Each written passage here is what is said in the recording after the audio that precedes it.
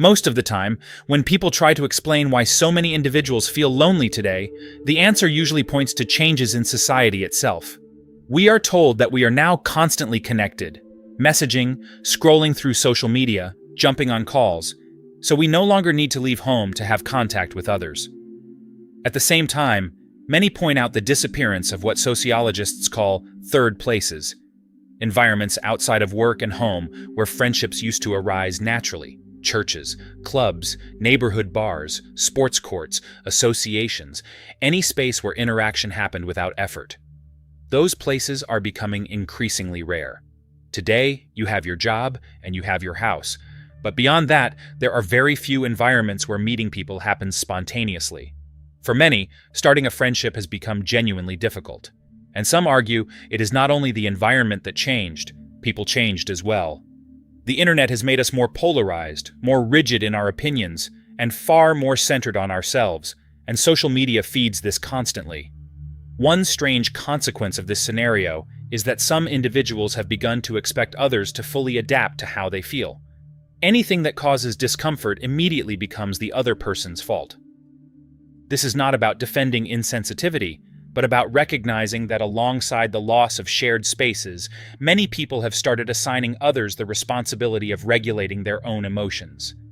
If something hurts me, then you must change. If I feel bad, you should act differently so I stop feeling that way. When we observe carefully, we notice that beyond the reduction of social spaces, people have also become more emotionally dependent and less mature in this regard. Naturally, this makes every interaction more exhausting. And so the question emerges, why do so many people feel alone? Yes, making friends is harder, but part of it comes from the fact that today people have become replaceable. If you do not respond, there is another option. If you do not meet expectations, you can simply be blocked and replaced. With billions of people available online, relationships begin to feel disposable. And living in an environment where dealing with others seems to require more energy than before, it becomes easy to understand why many choose to withdraw. Add to this the fact that it has never been easier to occupy your own time alone. Today it is possible to satisfy many needs without directly depending on anyone. You can maintain your mental peace without competing for social attention. The world has changed. Ordering food, gaming, watching, studying, or creating alone is accessible. Entertainment and knowledge are available at all times. Traveling alone is safer, working independently is possible, and the sheer amount of available stimulation makes the constant presence of others less necessary than it once was. And so, looking at the broader picture, an important hypothesis appears. Perhaps loneliness is becoming more common because, in some ways, relationships themselves have deteriorated. And beyond this wider social landscape, isolation itself begins to produce specific effects in the brain and in our emotional life. Now it becomes important to understand what is happening inside the mind when we talk about being alone. To do that, we need to separate two things: high-intensity emotions and low-intensity emotions. Our brain basically operates in two main modes. One is the alert state, the one that prepares the body to act quickly, react, run, argue, or become excited. The other is the resting state, when the body slows down, relaxes, and simply exists without urgency. Think of a common situation. You go play soccer with friends or attend a party. You feel energized, accelerated, laughing loudly, full of energy. There is a pleasant feeling, but an intense one. The body is active, the heart beats faster, the mind stays alert. This is a positive, high-intensity emotion. Now compare it with another moment. You get home after a busy day, lie on the couch, put on calm music, or remain in silence. It is still good, but completely different. Not euphoria, calm. We usually divide feelings only into good and bad, but there is a deeper layer. Some emotions stimulate, others slow us down. Joy and enthusiasm are positive, yet intense. Peace, comfort, and contentment are also positive, but quiet. Negative emotions follow the same pattern. Anger, fear, and anxiety accelerate the body and push you to act. The heart races, breathing changes, the body prepares to react. These are high-intensity negative emotions. On the other hand, there are slow negative emotions, such as sadness or apathy. When someone is truly sad, they do not want to fight or run away. They just want to stop. There is no energy, no reaction. only a desire to let time pass.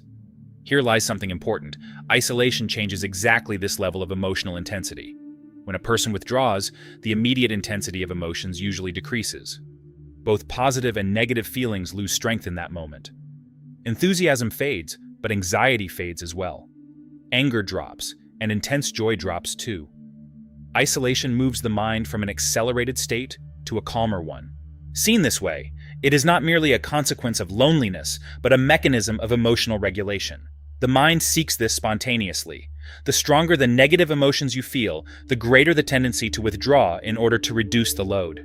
And when we observe the modern world, we notice that most online experiences are highly stimulating. Debates, opinions, news, comparisons, everything provokes strong reactions. After enough exposure, the mind tries to compensate. It seeks silence. Then a common cycle appears. The person stays alone and sad for a long time until they can no longer bear it. They decide to go out, see people, talk, but interaction increases anxiety. Anxiety becomes heavier than sadness, and they withdraw again. And then something very familiar happens. A point arrives where the anxiety caused by contact with the world becomes heavier than the sadness of being alone. At that moment, the person concludes it is better to return to isolation. They retreat once more. Thus, a repetitive cycle is formed that many live without noticing. A constant back and forth between sadness, attempts to socialize, discomfort, and withdrawal. The mind is tossed from side to side like an emotional ping-pong ball. First, the silent weight of loneliness, then exposure to the world, then anxiety. And once again, the return to isolation. The question then stops being, why does this happen? And becomes, how do we break the pattern? This is where something curious appears, a behavior that emotionally balanced people tend to develop almost without noticing, and that turns out to be surprisingly effective. It is what we can call chosen loneliness, a habit capable of transforming that heavy feeling of emptiness into something closer to calm, even satisfaction. It sounds contradictory, but this is precisely where the logic shifts. If the goal is to move from sadness and anxiety toward a more stable and peaceful state, the path is not to escape loneliness, but to learn to practice it consciously.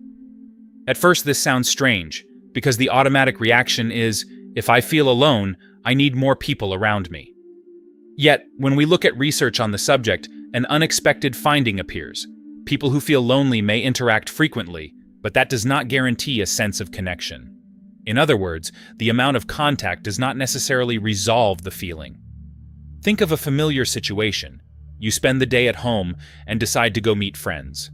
There are many people, conversations happening, laughter, noise, and still you feel out of place. You participate, send messages afterward, wait for replies, and nothing changes inside. That is because loneliness does not depend only on whether you are surrounded by others.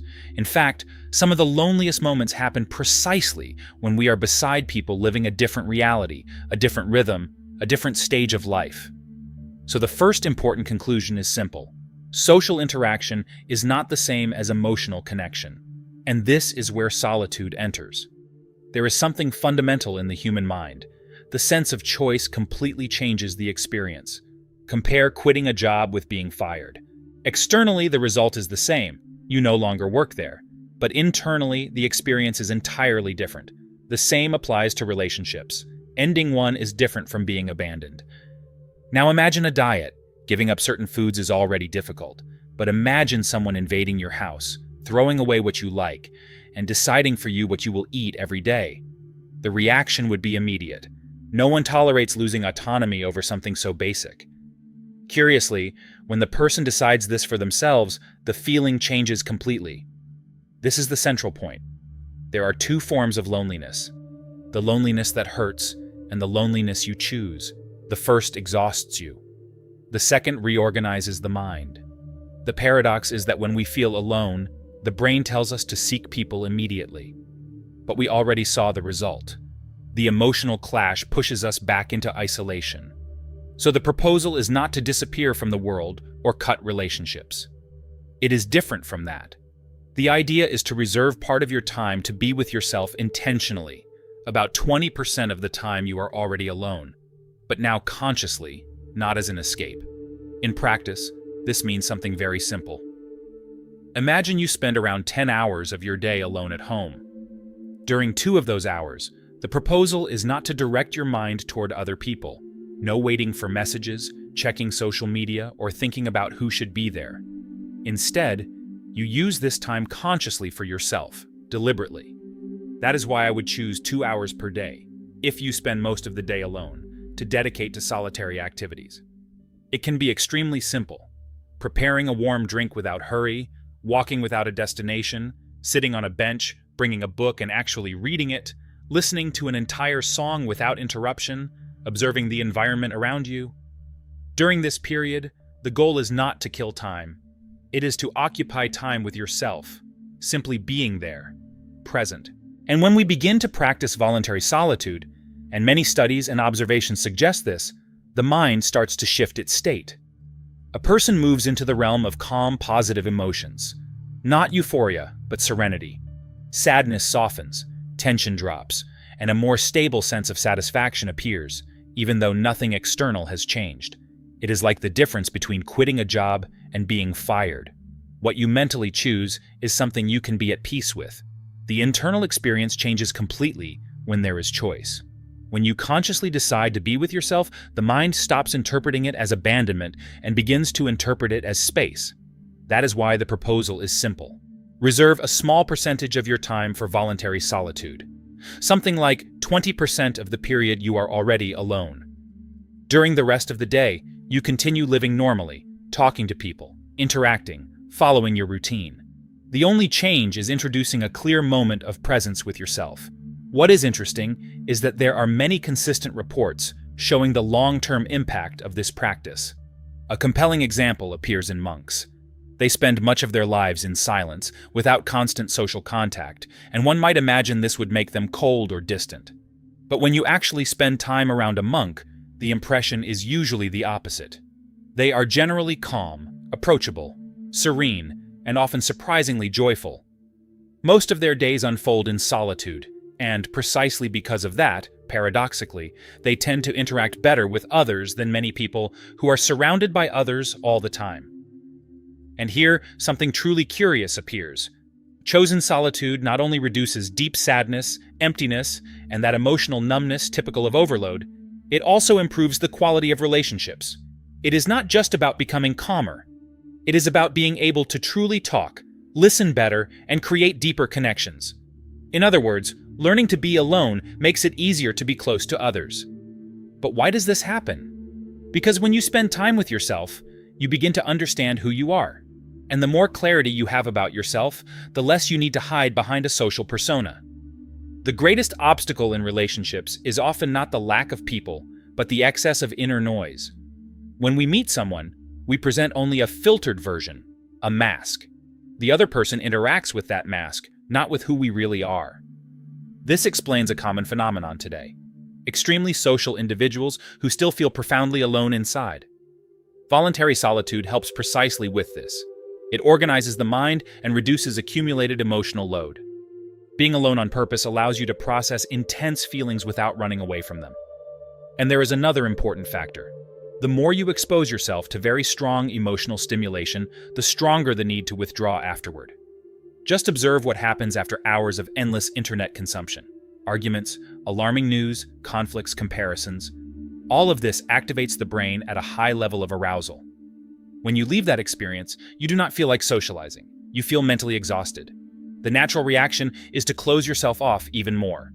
That is why, besides reserving conscious moments of solitude, reducing this kind of stimulus already decreases the need for defensive isolation. Gradually, loneliness stops being a mandatory refuge and becomes a chosen space. From the outside, it looks the same. In both cases, you are alone. But internally, the experience is different. In one scenario, you are escaping the world. In the other, you are meeting yourself. This difference changes perception, emotional state, and even how the brain reacts. The more you practice conscious solitude, the more stability you feel. And the more stability you have, the easier it becomes to deal with people, including their difficult sides. In a sense, you move closer to the calm we observe in monks, less reactivity, more presence. The path, then, is not to escape loneliness at all costs, but to pass through it intentionally until it stops hurting. As Schopenhauer observed in his reflections on solitude, what we often call attachment to life is frequently just fear of its end, and something similar happens with the constant need for company. We do not always seek others because we love being with them. Often we seek them because we cannot tolerate being alone with our own mind. It is not only the joy of another's presence that moves us. Much of it is an attempt to escape inner silence, the repetition of our own thoughts, the experience of facing ourselves without distraction. That is why so many people accept empty conversations, superficial relationships, or environments they do not even enjoy. Anything seems better than confronting their own consciousness for too long. But there is a turning point. When the discomfort caused by certain company becomes greater than the discomfort of being alone, something changes. Gradually, a person becomes accustomed to their own presence. Loneliness stops being a constant weight and becomes merely a neutral state, sometimes even a comfortable one. They realize they do not need interaction all the time, and they begin to see advantages where they once saw only absence. At this stage, contact with others stops being an urgent necessity and becomes a choice. Company becomes a complement, not a crutch, and then a different kind of maturity appears, that of someone who does not depend on anyone to feel whole. In the deepest sense, a complete individual is not half waiting for another half. They are someone who sustains themselves from within, a whole being, not a fragment trying to be filled. This is the Inner Odyssey. Thanks for watching.